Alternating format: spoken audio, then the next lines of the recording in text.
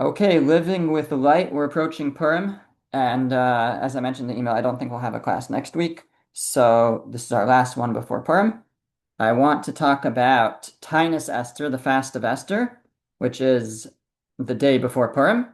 And if we have time, I also want to talk a bit about Hamantashan, the custom of eating Hamantashan on or around Purim time.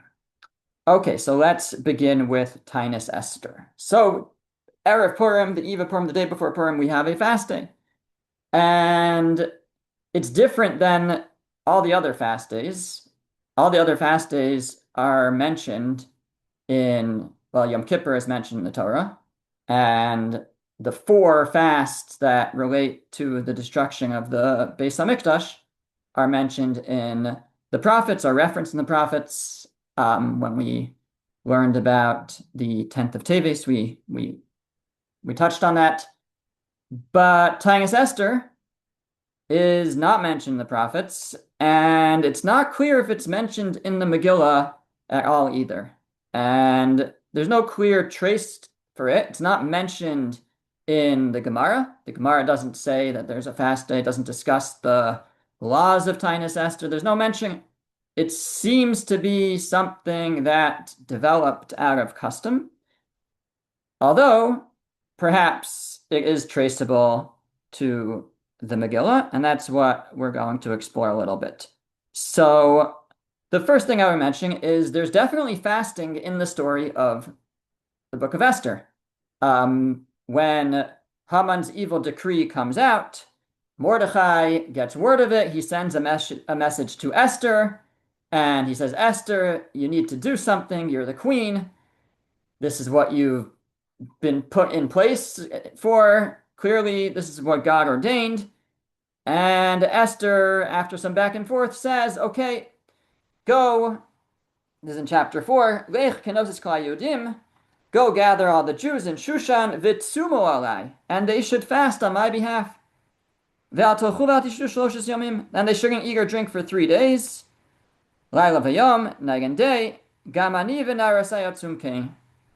And me and my servants will also do the same.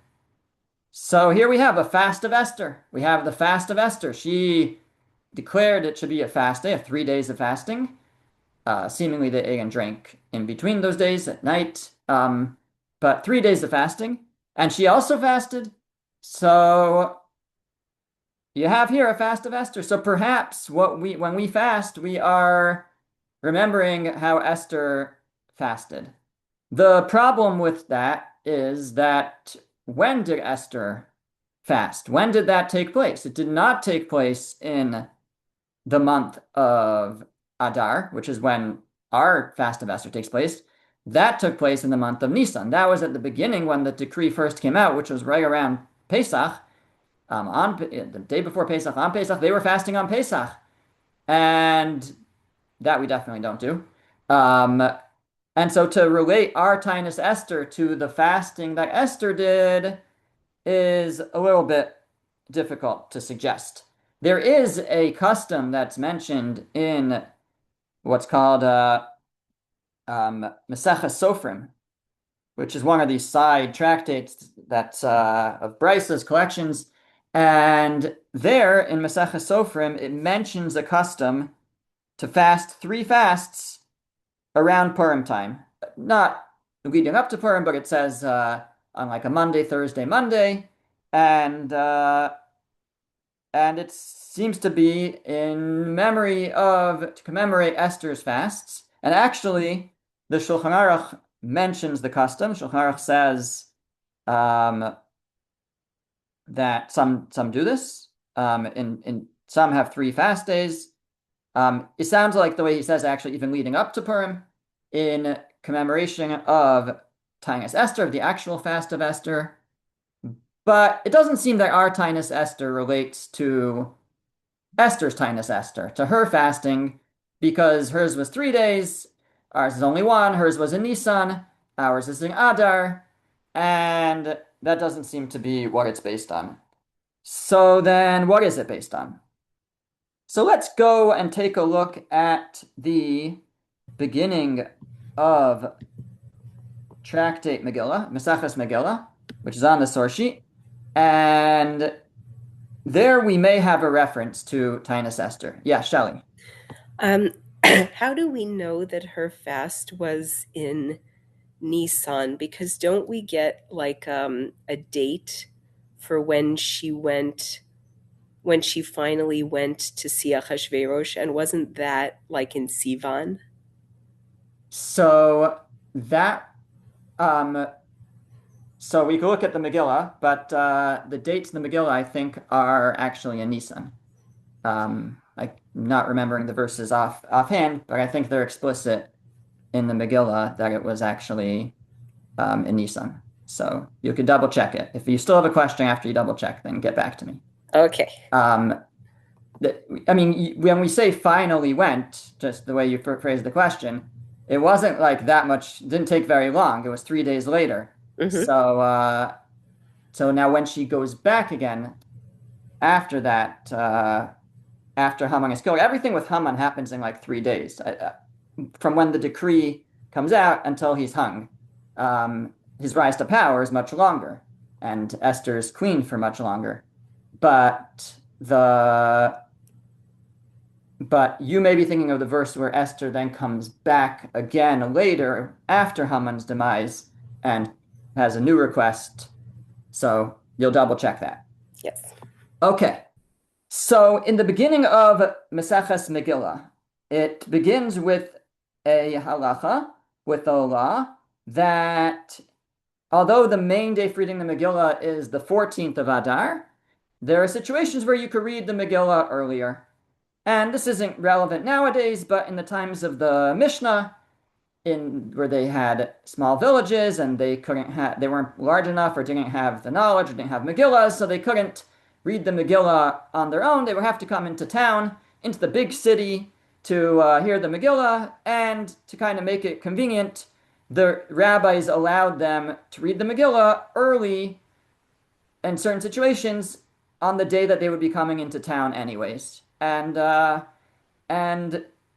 therefore the Mishnah says that the Megillah can actually be read on not just the 14th of Adar or the 15th for walled cities like Shushan. Well, Shushan wasn't walled, but Shushan and Yerushalayim and different cities read on the 15th, but everywhere else reads it on the 14th of Adar. But the Mishnah says other that it's possible for the Megillah to be read as early as the 11th of Adar. So the Megillah could be read on the 11th, the 12th, the 13th, and the 14th, depending on the situation. Now, the Gemara elaborates, and the Gemara says that the mitzvah of reading the Megillah on Purim was established by the Anshe Knesset Hagadolah, the men of the Great Assembly. And it must be that since they established Purim, and they also were involved in writing the Megillah, Esther, Mordechai, and others, that they must have inserted at least some allusion to this idea that you can read the Megillah early in certain situations. It's interesting, Gemara seems to approach the Megillah in general almost like the Torah. In other words, the Gemara has this expectation that all the laws relating to Purim can be found alluded to in the Megillah, which it seems to be, obviously they had that assumption for some reason, but it could have been otherwise. Seemingly it could have been that that the laws of Purim are completely oral, and you don't find any hint or allusion in the Megillah, but our sages, the Chazal, definitely assumed that all the laws relating to Purim are alluded to in the Megillah, and therefore they ask, where is there an allusion to the idea that you could read the Megillah early? Where is that found in the Megillah?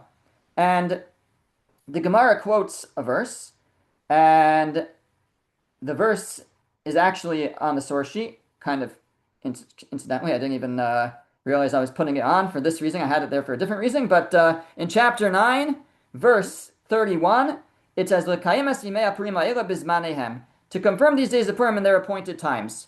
Because seemingly there's 2 days of Purim, because most places read the Megillah and celebrate Purim on the 14th, but in Shushan and in cities that were walled from the times of Yoshua ben Nun, like Jerusalem, they have Purim on the 15th. Nowadays, too, Jerusalem celebrates Purim on a different day than we do. They celebrate on the 15th, specifically Yerushalayim and some other cities possibly, but it's not Israel. It's not like Yom Tov where we have 2 days and they have one and there's differences. No, this is in most cities, most places we have Purim on the 14th. In cities that were walled in the times of Yoshua ben Nun, they celebrate on the 15th, which includes Jerusalem. So that we have in the Megillah that there's 2 days of Purim that are celebrated, 2 different days. But where do we get that? There's more days that it could be done, that the Megillah could be read early, the 11th, the 12th, the 13th. So, so the Gemara says, we learn from the word Zmanehem, because Zmanehem means their times, but it could have said the word Zmanehem, their times, in a shorter way. It could have said Zmanam. Zmanehem is already like extra letters that were not necessary. And therefore, the Gemara says that it's alluding to the idea that there's even more days that it could be read. So the Gemara asks, so if there's more days, well, maybe there's more days. Why stop at 11th of Adar? Make it, that you could read, maybe you could read all of Adar, or maybe you could read on Tu B'Shvat. I don't know. If there's many days that you could read, why stop at saying you could read not only the 14th, the 15th, but you could even read on the 13th, 12th, and 11th and stop there. So the Gemara explains, because the word Zmanam, which would mean their times, is 2 days. That's the original, the basic idea is there's 2 days of Purim. And so when we expound that, we only want to expound it equal to that amount. So we're only going to add 2 days. So there's the 14th and the 15th. We add 2 days. So we add the 11th, 12th, and 13th. Well, that's not two, that's three. So how do we get to add 3 more days? So the Gemara says, well, if we're adding two, then shouldn't it be that we add the 13th and the 12th? If you're adding 2 days. So the Gemara says, no, you don't need a verse for the 13th. The 13th doesn't need a verse. Why not? And this is the key right here. The Gemara says, it's the bottom of the one page of the source sheet, the page that actually has words on it. The bottom of the page, it says, Kida Amar Rav Shmuel Bar Yitzchak Shlosha Aser Zman Kila Kolhi. No, the 13th is a time of assembly for all. And you don't need a verse to teach that you could read the Megillah on the 13th. And so since you don't need a verse for that, and the way that the word Zmanehem is said seems to add 2 more days, so let's add 2 more days, the 12th and the 11th, and that's how we get that you can go all the way back to the 11th. Rabbi? So, yes. So what you're saying is you could read Megillah while you're fasting? Well, nobody's saying anything about a fast day yet. I've never heard of a fast day. Okay, so Okay. yet. Okay. But so far all we're saying is that the villages, again, we don't do this, but the villages were allowed to read. Again, we don't do this nowadays, but they were allowed to read early under certain circumstances, and we've derived that the earliest they could read would be the 11th, and the earliest they could read would be the 11th, and the 12th, and the 13th also, but the 13th, it seems to say it doesn't need a verse.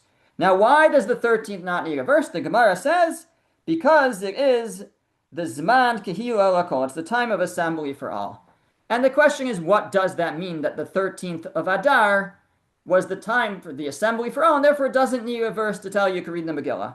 So Rashi says what it means is, Rashi on the Gemara, it's the day that they gathered to fight their enemies. Let's just go back. What are the dates of Purim? So Haman made a decree that the Jewish people will be annihilated on the 13th of Adar, and we fought back and we won, and we fought back and we won, and then we rested on the 14th and the 15th, and that's why we have the 14th and the 15th as the days of Purim. They're the days that we rested. The 13th is the day that we went to war. That's when we fought them. So Rashi says the 13th is the day we gathered to take revenge against our enemies, and therefore it doesn't need a verse, because that was when the miracle happened. the actual miracle of our victory, of our salvation, was on the 13th of Adar.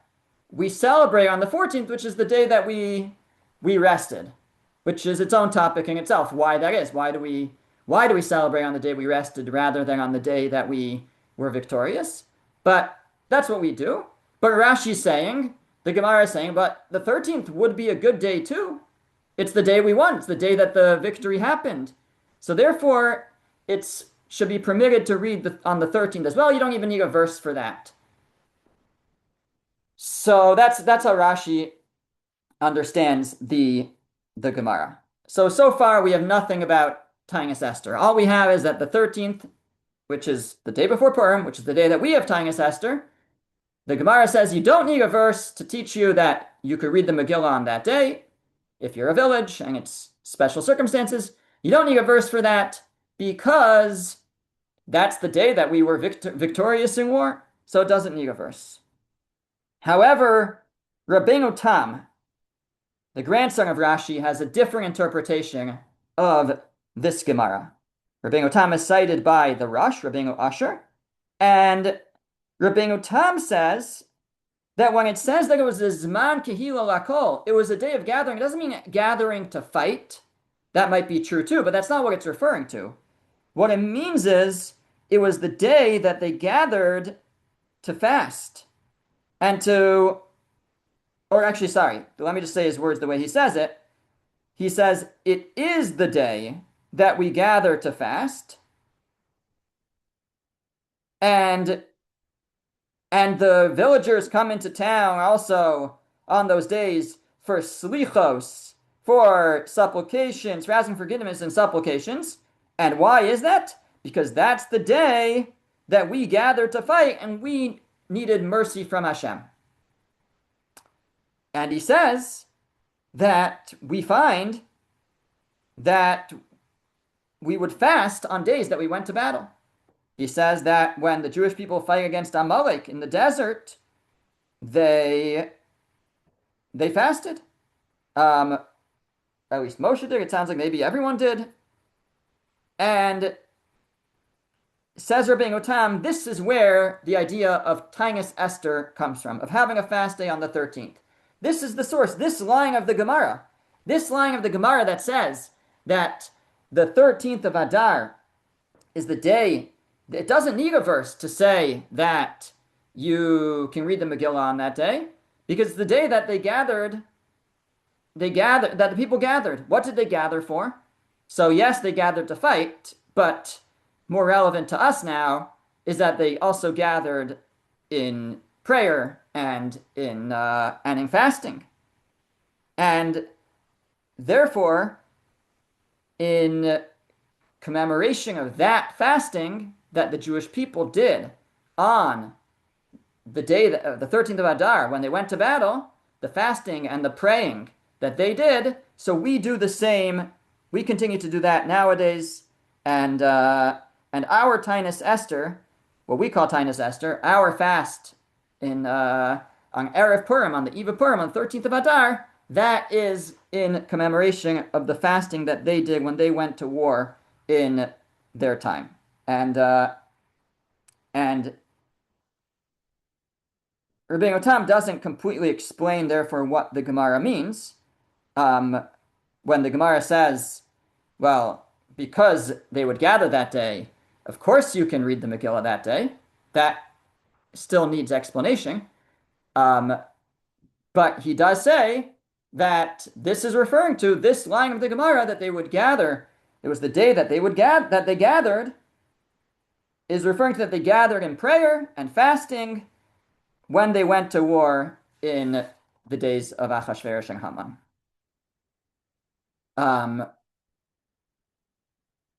Now, this reason that we just said is the reason that's quoted by the Mishnah Berurah when the Mishnah Berurah tells us about Taanis Esther. He says exactly this. He says the reason why we fast on the 13th of Adar is because in the days of Mordechai and Esther, we gathered on the 13th to fight our enemies and to stand up for our lives. And we had to pray, we had to supplicate for mercy that Hashem should help us overcome our enemies. And we find that when we would go to war, we would fast. And he says, so certainly in the days of Mordechai, they fasted that day, and therefore we continue to fast even nowadays. Now, one very major question then is, so why do we call it Taanis Esther? Why do we call it Taanis Esther if it doesn't really have anything to do with Esther? It's not the fasts that Esther initiated. It is a fast that the Jewish people did when they went to war on the day on the 13th of Adar. Says the Mishnah Brura, it's called Taanis Esther in order to remember that Hashem sees and hears the prayers of a person in their time of need, and when we do tshuva like they did in those times.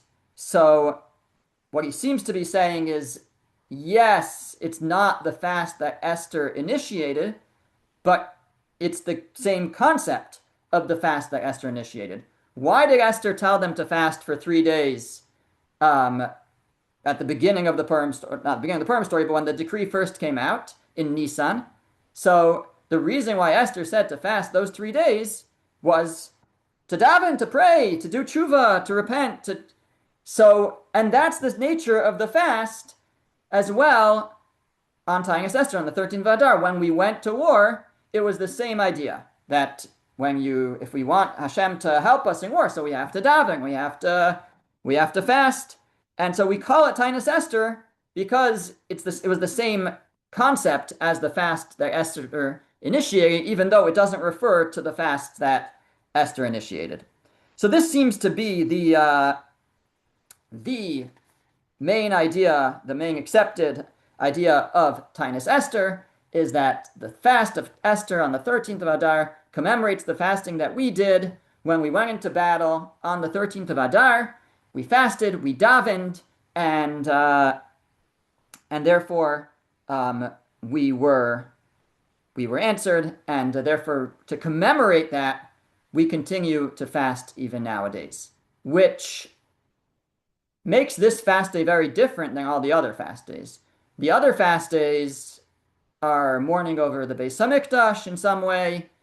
I mean, Yom Kippur is its own category, but the other fast days, whether it's Tisha B'Av, or the 17th of Tammuz, or the 10th of Teves, or even Tzom Gedalia, the fast of Gedalia, those all have something to do with the destruction of the Beis Hamikdash. They're days of sadness and mourning, and there's certain sadness that applies to it. Taanis Esther is not a sad day. It's not a sad day. It's a day of tefillah. It's a day of prayer. And it's a day that we are to daven, just like they did in the days of Mordechai and Esther. Now, it goes a little bit deeper, though, because we haven't fully explained the Gemara. Because the Gemara says that because Taanis Esther is a day that they would gather, or that they did gather, it was the day that they all gathered, so of course you could read the Megillah that day. Again, this is not for practical purposes. We don't read the Megillah that day, but the villagers, of course, they could read the Megillah that day. We don't need a verse to prove that, because that was the day that they gathered. Okay, so they gathered to daven that day. So why does that mean you can read the Megillah that day? So the answer seems to be, and this is described in the Rishonim, Rav David Cohen in his work Yemei Purim elaborates on this. The answer seems to be because really what we're saying is Taanis Esther, in a certain sense, is a part of Purim. Because the celebration of Purim, which celebrates our salvation and resting from our enemies, only happened, A, because we went to battle the day before, but because we fasted and davened to bring about that miracle. And Hashem heard our prayers. And so the day of Taanis Esther is almost like an extension of Purim. It's intertwined and a part of the miracle of Purim. The day that we davened we were davening the whole year, but that was a special day of fasting that we should be victorious on our enemies in the battle of Purim. And so the day of Taanis Esther is actually very much intertwined with the day of Purim itself. And in the words of the Rush in Maseches Taanis, a different place than I quoted before, he says it's me'ikar anes. It's part of the very miracle. It's not just a standalone day. There's a Taanis Esther and then there's Purim, and they have nothing to do with each other. They are two parts of a whole. It is the prayers and fasting of Taanis Esther that led to the miracle that occurred on really on that day, but that we celebrate the next day on the day that we rested from our enemies. Rabbi Sharp, I have a question. Yes. Doesn't Nissan comes after Adar? So how can it be Yeah. that? So let's just go through the timeline a little bit, just to clarify these points. So let me see if I have Megillah. Okay, I did not follow I wasn't following the chat as I was talking, but I do have the Megillah here, so maybe we'll quickly just read some of the dates as described in the Megillah. So in chapter 3, that's where Haman rises to power. Haman gets angry at Mordechai, and he decides to cast lots. When does he cast lots? So the verse says, it's chapter 3, verse 7, in the first month, which is the month of Nisan, in the 12th year of the reign of Achashverosh, he cast his lots, and then he goes to Achashverosh, and he asks him to destroy the Jewish people, and Achashverosh, okay, without going into the details of the story, Achashverosh gives him his ring, and then it says, in verse 12, so on the 13th of the first month, which is the 13th of Nisan, they write up the edict and they send out the letters. And so it's the 13th of Nisan, 2 days before Pesach, that the letters are sent out wishing annihilation on the Jewish people. Mordechai, beginning of chapter 4, Mordechai hears, and he goes and he has an exchange with Esther. Esther says, fast for me. This is all immediate. And 3 days later, after 3 days of fasting, which is either the 14th, 15th, and 16th of Nisan, or the 15th, 16th, 17th, there's, I think, different ways to understand it, but it's right around the beginning of Pesach, those 3 days. Esther goes in, she invites Achashverosh to a party, and it's a couple days later, Haman ends up being hung within a couple days, without getting the exact dates, but it's right around the beginning of Pesach. Now, but let's just backtrack. What did Haman do before he got killed? He cast lots. The lot said that in the following Adar, 11 months later, that's when the big day is going to be, where they will destroy the Jewish people. And so after Haman is killed, so now we have 11 months still to go, where the Megillah is not over yet. There's a back and forth. There's another edict that goes out, and it's fast forward to the next Adar, the following 11 months later. That's when the battle takes place and the Jewish people rest from their enemies. So that's the timeline. Can I explain this a little bit better? Yeah. So, right, the end of chapter 7 is when Haman is killed. The beginning of chapter 8 says, on that day, that very day. Yeah. Right? And then 2 psukim later, it says, Esther spoke to the king again and asked that the second decree that the Jews could defend themselves. And then verse 9 says, the decree went out on the 23rd of Sivan. So since the story says that, like, the story has built in it that there were delays, like Mordechai didn't initially communicate to Esther. Initially, he's just walking around in sackcloth.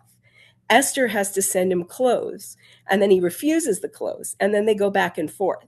And the Right. story says that Esther is hesitating. So but you're saying that we're not, like, there's a whole chunk of time in there. There's 2 months, like there's 2.5 months between the Yeah. first decree and the second decree.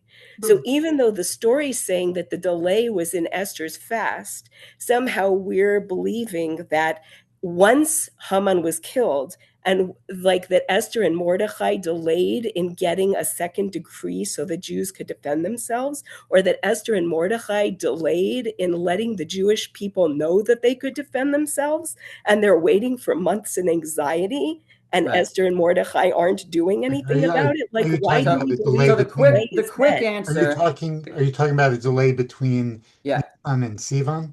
The quick answer, without, getting too off topic, is that the it we know what it takes. It's not so simple for Esther to go into Achashverosh, and um, even after, he's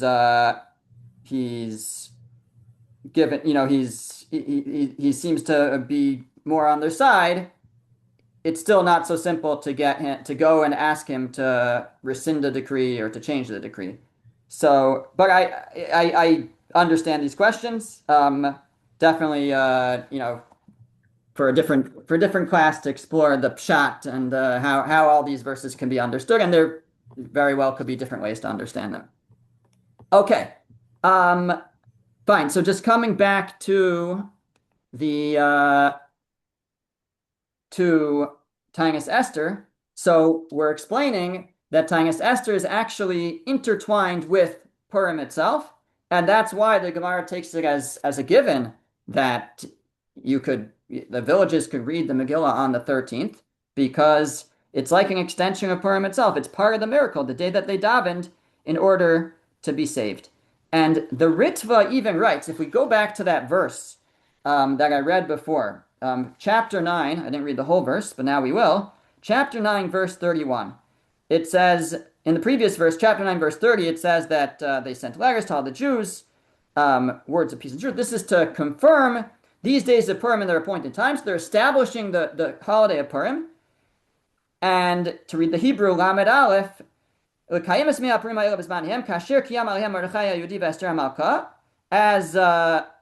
Mordechai, the Jew, and Esther, the queen, had enjoined them, as they accepted on themselves and on their offspring, divrei hatzomos v'zar kasam, the matters of the fasts and their crying.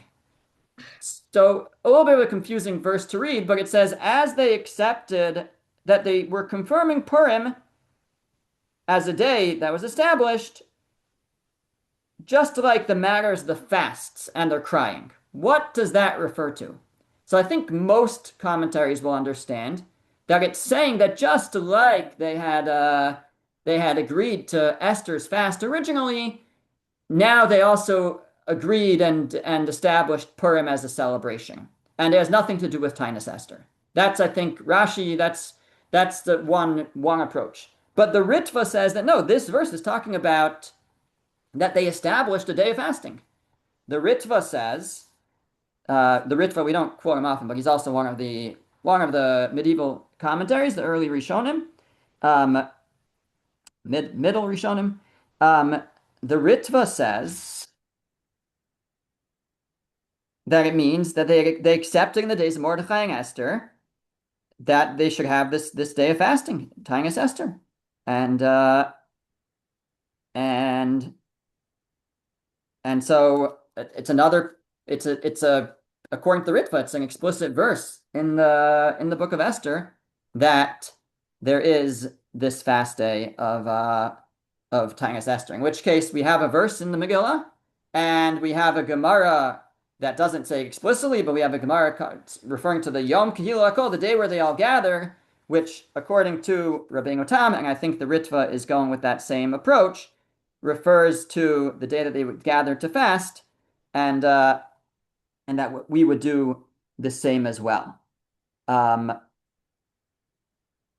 Okay, so I think that is all we are going to say today about Taanis Esther, but gives us new perspective, new understanding that it's not a fast day like any other fast day. It's a fast day specifically about remembering how they fasted and davened on the 13th of Adar to help bring about their salvation in those days, it could be understood to be an extension of the day of Purim. It's like part of the miracle. It's part of what brought about the miracle, and it's to serve as a reminder for us, as a day of supplication, but also a reminder of the power of tefillah and how that it is ultimately it's tefillah, it's prayer and supplication that brings about days like Purim, that brings about salvation.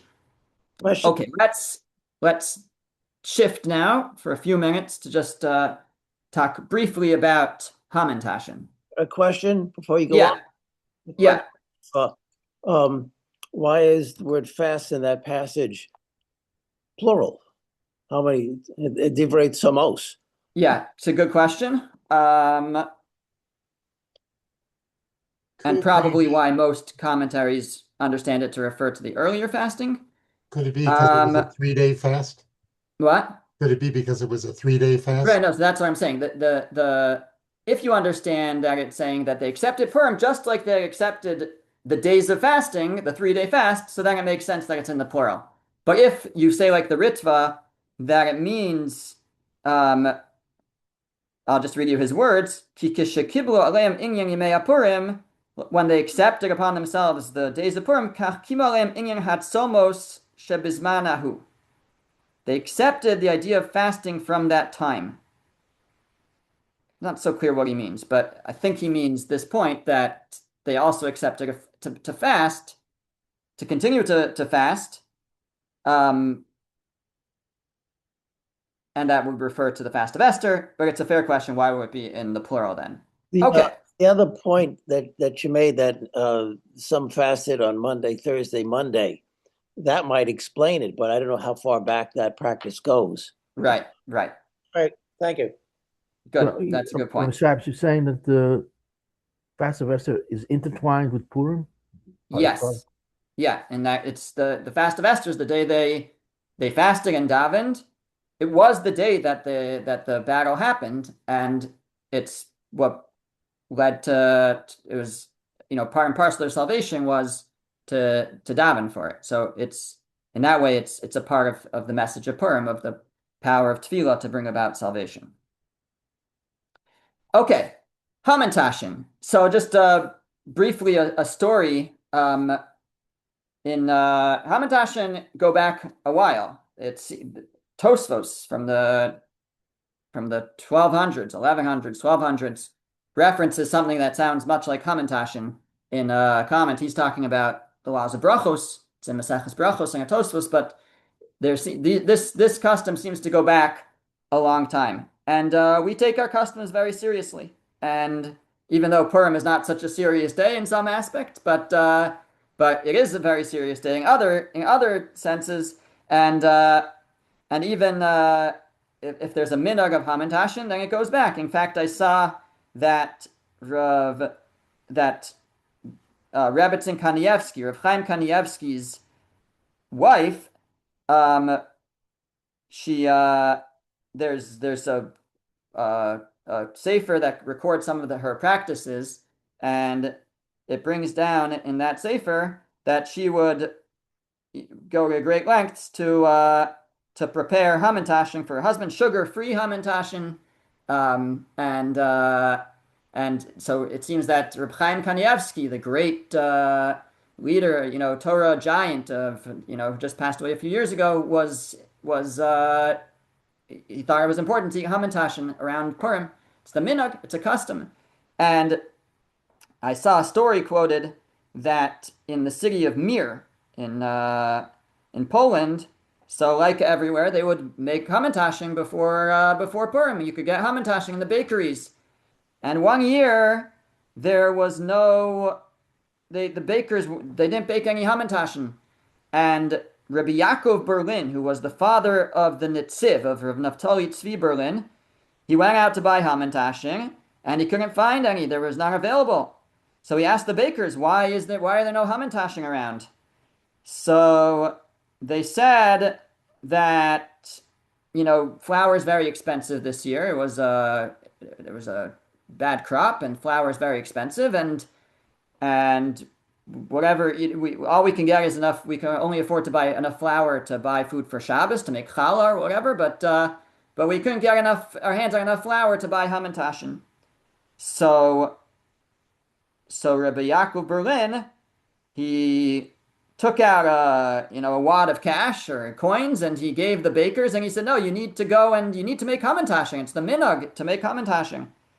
And some of the other rabbis of the city said to him, they said, we know minhag is important and minhagim, customs have reasons, but we think that the only ta'am can mean a reason, can also mean a taste. They said, we think the only ta'am that Hamantashan have is the sweet taste that you get inside. But there's no ta'am, there's no reason for them otherwise. That's what these rabbis told Rabbi Yaakov Berlin. Why are you trying to why are you making sure that, why are you so insistent that they bake Hamantashan? It's not so important. And he responded that, no, you're mistaken. And if it's a minhag, it certainly has good reason. And that's why he's insistent on it. So what is the idea of Hamantashan? So first of all, you should know that I found a couple of articles that bring down like 20 plus reasons for Hamantashan, which get one is more creative than the next. But I think the basic idea. So let's just take a step back. The basic idea of Hamantashan, well, it's twofold. One is this is recorded in early works already, that there's a custom to eat seeds on Purim, and that is because it says in the book of Daniel that Daniel, who was in the palace of Nebuchadnezzar, or Daryavish actually, I think, or both, he survived on seeds because he wouldn't eat the food, wasn't kosher, so he ate seeds. And the Gemara says similar about Esther, that Esther also, according to one opinion, persisted on seeds while she was in the palace, and therefore there's a custom to eat seeds on Purim.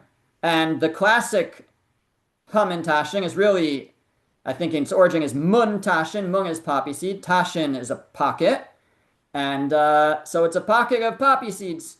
So the seeds part is the original custom, and but since we all know that poppy seeds don't taste very good. I know that's hotly debated, but it, from my perspective, not such a poppy seed fan. So thank God they invented things like apricot, chocolate, and other things. Although you lose the whole seed custom when you use other fillings. But that's, I think, the original part of the mun, of having the seeds. Now the idea of a pocket expresses the idea of something hidden. And the miracle of Purim is the hidden miracle. There was nothing beyond nature. It was a matter of many natural events coming together in an unnatural way, in a supernatural way. It's a hidden miracle, and so having it in a pocket expresses the idea of a hidden miracle. Those, I think, are the basic ideas behind it. Then from muntashin, you end up with, well, mun sounds like Haman, so you end up, develops into calling it Hamantashan, and then you have to develop then ideas of why does it have to do with Haman? What does it have to do with Haman and why is it a triangle? It could be it's a triangle, that's just an easy way to make a pocket, but so then you have different ideas. So one idea I saw is that it references a medrash. I don't know if we have this medrash, but I assume we do. I just didn't see that they quoted where the actual medrash is. That in the Megillah it says that the king's sleep was awakened, and I saw a medrash cited that the forefathers were awakened to pray on behalf of the Jewish people. So we have 3 forefathers. And it says, the Medrash says apparently that when they were awakened, Tash kocho shel Haman, the power of Haman was weakened, but the Hebrew word for weakened is tash. It was weakened. So Haman was weakened when the 3 forefathers were awakened. There you have the 3 corners of the Hamantash, of the weakening of Haman. Um,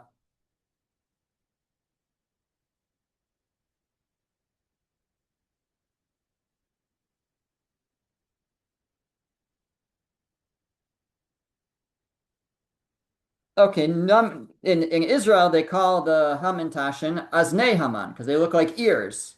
So so if they call them Aznei Haman, the ears of Haman, so then you have to try to find connections. What do the ears of Haman have to do with the salvation?